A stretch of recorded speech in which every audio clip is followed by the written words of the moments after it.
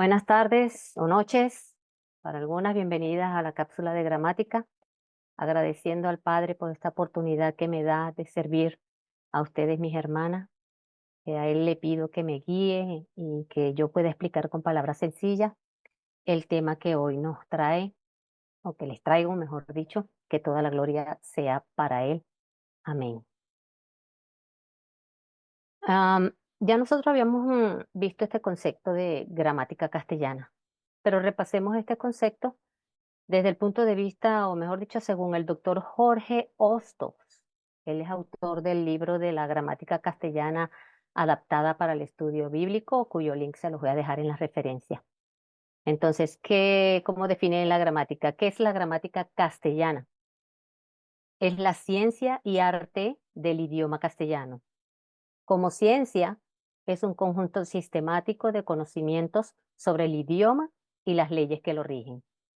Como arte, propone un conjunto de normas y reglas para hablar y escribir bien un idioma. Su estudio comprende la fonética, la ortología, la ortografía, la morfología y la sintaxis. Esos son los aspectos que abarca la gramática castellana. Total, la fonética, ya nosotros hablamos acerca de esto en otras cápsulas, está relacionada con sonidos, las representaciones gráficas de las letras, el número cantidad que compone el abecedario, bueno, entre otros. La ortología trata sobre la correcta pronunciación de los sonidos del lenguaje. Cada idioma tiene su propia sonoridad o línea melódica, ¿lo recuerdan? El castellano tiene la propia y de estas características también hemos hecho referencia. La ortografía es la que se ocupa de la correcta escritura de las palabras y sobre este punto nos ocuparemos más adelante. La morfología es la que estudia cada una de las partes de un texto. Es la más extensa y los lingüistas la consideran como la base de la gramática. Y como es considerada así, de esa manera, con ella vamos a iniciar la clase de hoy. Por último está la sintaxis, que abarca la concordancia y la construcción. Ok, entonces el tema es la morfología. Como ya dijimos, es la que estudia las palabras aisladas. Algunos gramáticos las llaman categorías gramaticales. Su estudio comprende el artículo, así mismo como lo estoy enfocando según la línea, ¿verdad? Sustantivo, adjetivo, pronombre, verbo, adverbio, preposición, conjunción, interjección. Hoy solo hablaremos del artículo, así que prepara tu cuaderno y lápiz para que tomes nota y puedas repasar cuando guste. Será muy importante porque como ejercicio tomaremos algunos versos de la Biblia para entender el uso de los artículos y profundizar en el conocimiento de la palabra. ¿Preparadas? Aquí vamos. ¿Qué es el artículo? Es la clase de palabra o categoría gramatical variable. Es importante, la subrayó las palabras, tomen nota si quieren de todas esas palabras claves que le van a ayudar a entender un poco más. Que precede al sustantivo, o sea que siempre va a estar ante un nombre X, que es de quien se habla en la oración, ¿no? Para determinarlo. Y concuerda con el género, o sea, si es masculino y femenino, y con el número, si es singular o plural. Dicho de otra manera, son palabras variables que acompañan al sustantivo para especificar su significado y anticipar su género y número. ¿Cómo se clasifica el artículo? Pues tenemos determinantes o definidos, indeterminantes o indefinidos, contractos y el neutro. Se clasifica en 4. Yo recomiendo que los dos primeros lo utilicen el segundo término, definidos o indefinidos. ¿Por qué? Porque creo que es la mejor manera de irlo entendiendo a medida que vayamos desarrollando los temas, ya que la palabra determinante también se ocupa para la sintaxis. Entonces, para irlo llevando allí, de esa manera vamos a trabajarlo como definidos, indefinidos, contractos o neutros, no dejando de nombrarlos, ¿ok? Para tomarlos en cuenta. Entonces, artículos determinantes o definidos se usan cuando el sustantivo, que es de quien se habla, al que acompañan, alude a un ser u objeto conocido por quien emite el mensaje. Y son 4. Tenemos el, la, los y las. Él es el masculino singular y tenemos, por ejemplo, una versión, ejemplo aquí que sale en Gálatas, lo podemos conseguir en Gálatas 2:20, donde dice, el apóstol dijo, Cristo vive en mí. Y usted se hace la pregunta, ¿quién es un apóstol conocido? ¿Cuál apóstol conocido dijo eso? Pablo. Por lo tanto, entonces es definido. Los es el masculino plural. Tomé el ejemplo de Mateo 5:8 que dice, bienaventurados los limpios de corazón, porque ellos verán a Dios. Si nos hacemos las preguntas, ¿quiénes? Solamente los que tienen sus nombres escritos en el libro de la vida. Y también el artículo, el último, que es las, que lo usamos cuando nos referimos al femenino plural. Los artículos indefinidos. Se usan cuando el sustantivo al que acompaña alude a un objeto o ser desconocido para el emisor. Y son cuatro también. Un, una, unos y unas. Un para el masculino singular. Una para el femenino singular. Ejemplo, lo tomé de Génesis 31:41 que dice, 45, perdón, que dice, entonces Jacob tomó una piedra y la levantó por señal. Obsérvese, una piedra entre muchas, no está definida cuál, no la describe. Tenemos unos, que es para el masculino plural, y unas para el femenino plural. El ejemplo que tomé en Segundo de Reyes 13:15 dice, en la profecía final y muerte de Eliseo dijo a Jehoás, rey de Israel, toma un arco y unas saetas. O sea, entre varias, no define cuáles, no especifica cuáles. Los artículos contractos, así se le llama, cuando el artículo definido el está precedido por una de las preposiciones a o de. Se realizará una contracción, es decir, que las dos partículas se unirán para formar una sola. Estas uniones se llaman artículos contractos. Por lo tanto, es obligatorio hacer esta contracción. Las contracciones serán de este modo. Por ejemplo, o sea, tenemos el caso de a más el, que sería igual a al.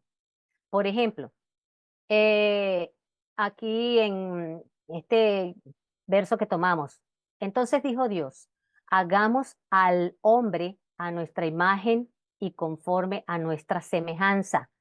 Obsérvese que no se debe colocar, hagamos a el hombre, no se debe separar. La contracción debe ser obligatoria.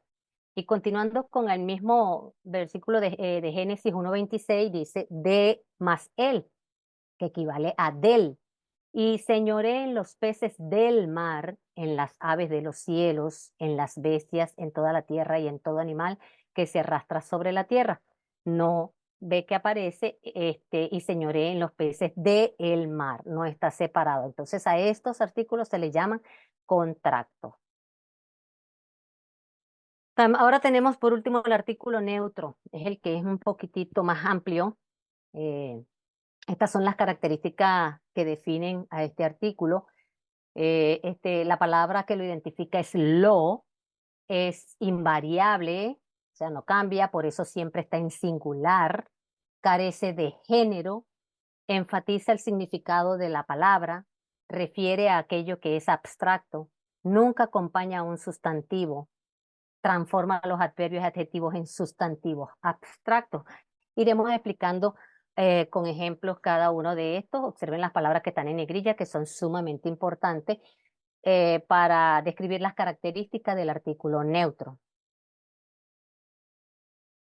En el caso, pues ya saben que lo no acompaña sustantivos. ¿Por qué? Porque todos los sustantivos son o masculinos o femeninos. No podemos decir lo árbol ni lo mesa. Entonces aquí cada uno está respectivamente con el árbol, que es un sustantivo masculino, y la mesa con un sustantivo femenino. En la Biblia podemos encontrar muchos de estos artículos neutros. Veamos un ejemplo acá. Fíjense que en Levítico 10:10 dice, para poder discernir entre lo santo y lo profano, y entre lo inmundo y lo limpio. Y en Filipenses 4:8 dice, por lo demás, hermanos, todo lo que es verdadero, todo lo honesto, todo lo justo, todo lo puro, todo lo amable, todo lo que es de buen nombre. Si hay virtud alguna, si algo digno de alabanza, en esto pensad.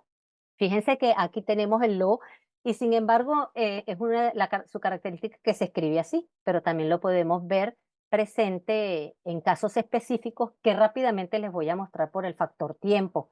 Así que les invito que cuando tengan su tiempo libre ya lo publiquen y estén disponibles, pues le den un repasito a cada una de ellas.